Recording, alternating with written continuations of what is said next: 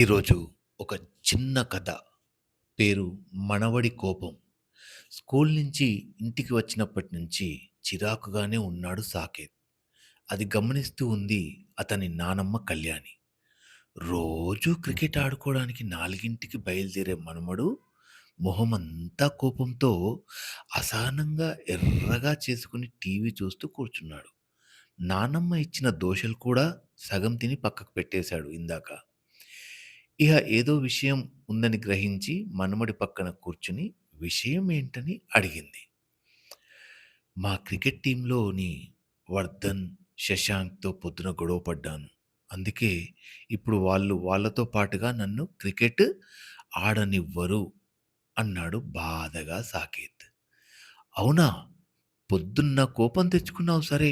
ఇప్పుడు వెళ్ళి స్నేహంగా పలకరించు.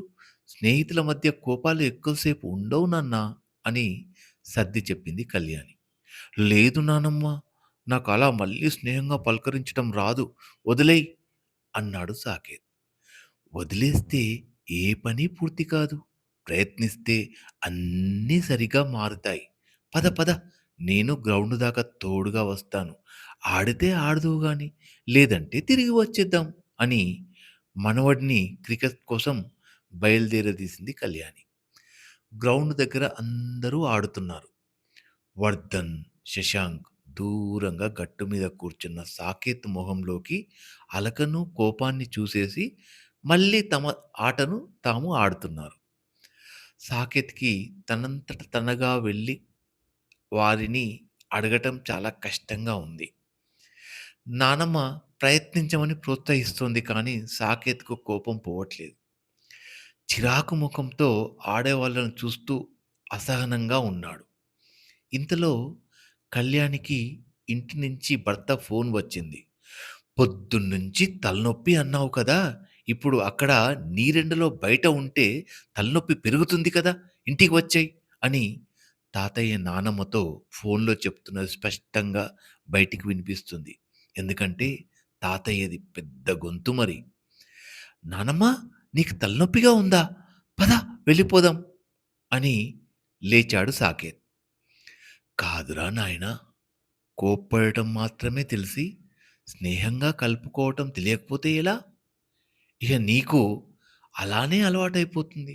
ఒక్కసారి సారీ చెప్పటానికి ప్రయత్నించు. స్నేహితులతో మళ్ళీ మంచిగా ఉండు.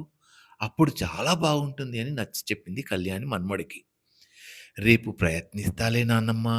ఇప్పుడు పద నీకు తలనొప్పి పెరుగుతుందేమో" అన్నాడు సాకేత్. అయినా నానమ్మ కదలలేదు. కూర్చున్న చోట అలాగే ఉంది. సాకేత్‌కి అర్థమైంది నాన్నమ్మ నేను వాళ్ళకి సారీ చెప్పేదాకా ఇక్కడ నుంచి కదలదని. నెమ్మదిగా మనసుకు నచ్చచెప్పుకొని స్నేహితుల వైపు నడిచాడు. "శశాంక్ హాయ్ రా" అని చెప్పాడు. వెంటనే శశాంక్ కూడా హాయ్ సాకేత్ అనేశాడు. పిల్లలకి ఆటలు ముఖ్యం కానీ కోపాలు పెద్దగా పట్టించుకోరు. సాకేత్ వర్ధన్ వైపు చూసి హాయ్ రా అన్నాడు. వర్ధన్ బౌలింగ్ చేయన్నట్టు సాకేత్‌కు బాలిచ్చాడు. సాకేత్‌కు మనసు తేలికయ్యింది. హాయిగా నవ్వుతూ నాన్నమ్మకు బాయ్ బాయ్ అంటూ చెయ్యూపాడు. అంతా గమనిస్తున్న కళ్యాణికి మనవడి మొహంలో చిరునవ్వు అంత దూరం నుంచే కనపడింది. ఇంకా హాయిగా నెమ్మదిగా ఇంటి దారి వైపు అడుగులు వేస్తుంది కళ్యాణి. ఇది ఈ కథ యొక్క సారాంశం. మనవడి కోపం, పిల్లల కోపం ఎంతో సేపు ఉండదండి. అలా ఆవిరై ఎళ్ళిపోతుంది. Thank you. మీ శ్రీనివాస్ పెరుమాళ్ల.